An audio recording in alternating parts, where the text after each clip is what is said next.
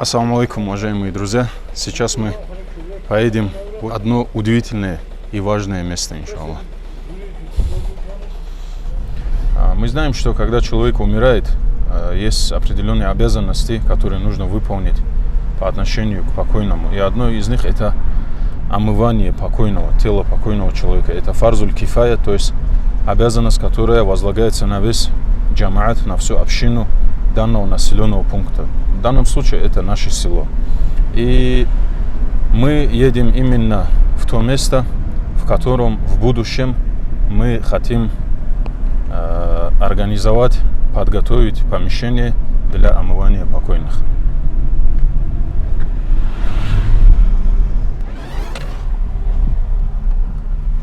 Так, дорогие друзья, собственно говоря, вот это и место, о котором я говорил.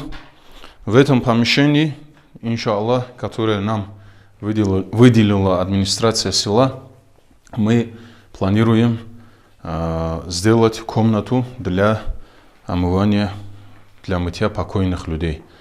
И здесь необходимо, как вы сами видите на видео, здесь необходимо провести определенные работы. Это провести канализацию, подвести сюда воду, залить, забетонировать пол, потом уже положить кафель, также стены, покрасить, потолок подготовить, сделать, провести также электричество и еще определенные работы для совершения этого ритуала нужно здесь провести.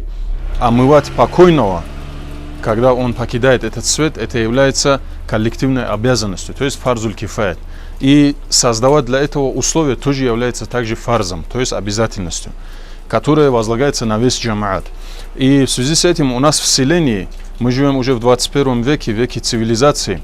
К огромному сожалению, в нашем Газикумухе такого помещения до сих пор нету и не было его. И вы сами видите на видео, на данный момент даже в какой ванночке приходится выполнять эту обязанность. То есть нету даже элементарно таких благоприятных условий для того, чтобы выполнить этот фарз.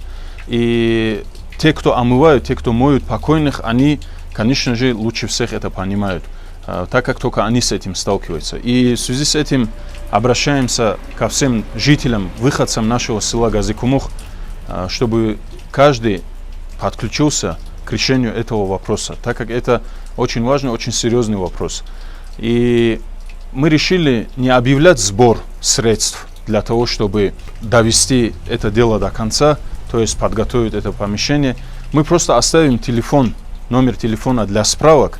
И те люди, которые увидят это видео, и те люди, которые посчитают, что это действительно очень важная вещь, это необходимая вещь, я думаю, они сами позвонят по этому номеру, поинтересуются и внесут какой-то определенный вклад в это дело.